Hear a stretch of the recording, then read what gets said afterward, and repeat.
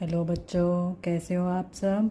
आज हम chapter 8 comparing quantities, इसमें हम इंटरेस्ट से रिलेटेड क्वेश्चन करेंगे। कंपाउंड इंटरेस्ट आपने प्रीवियस क्लासेस में सिंपल इंटरेस्ट निकाला होगा। इस बार हम 8th क्लास में कंपाउंड इंटरेस्ट निकालेंगे। पहले तो इंटरेस्ट होता क्या है। इंटरेस्ट क्या होता है? जो extra money paid by institution like bank और पोस्ट ऑफिस। सपोज हम बैंक में कुछ पैसे जमा कराते हैं 5 साल के लिए, तो जितने हमने जमा कराए हैं उससे हमें कुछ एक्स्ट्रा मिलते हैं। उन एक्स्ट्रा पैसों को हम क्या बोलते हैं? इंटरेस्ट। ठीक है, ये तो हमने जमा कराते हुए हमें मिला। कभी कभार हम बैंक से लोन लेते हैं, तब हम बैंक को एक्स्ट्रा पैसे देते हैं, तो उस एक्स्ट्रा को भी हम क्या बोलते हैं? इंटरेस्ट। और वो जो इंटरेस्ट जो प्रीवियस ईयर से कैलकुलेट होता है उसको हम क्या बोलते हैं? Compound interest.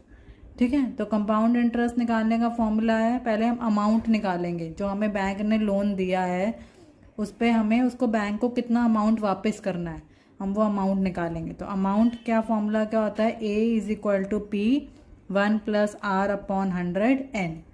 A होता है अमाउंट, P होता है हमारा प्रिंसिपल, सम कितना सम बैंक ने हमें दिया है, R मतलब कितना रेट, R क्या होता है? रेट, और N मतलब टाइम पीरियड, कितने साल के लिए हमने वो अमाउंट लिया है। ठीक है, और कंपाउंड इंटरेस्ट कैसे निकालते हैं? अमाउंट में से वो प्रिंसिपल, वो सम मनी को माइनस करके, मतलब इतना हमने उसको बैंक को इंटरेस्ट के तौर पे हमने बैंक को दिया है, अमाउंट में से प्रिंसिपल सम को माइनस करके।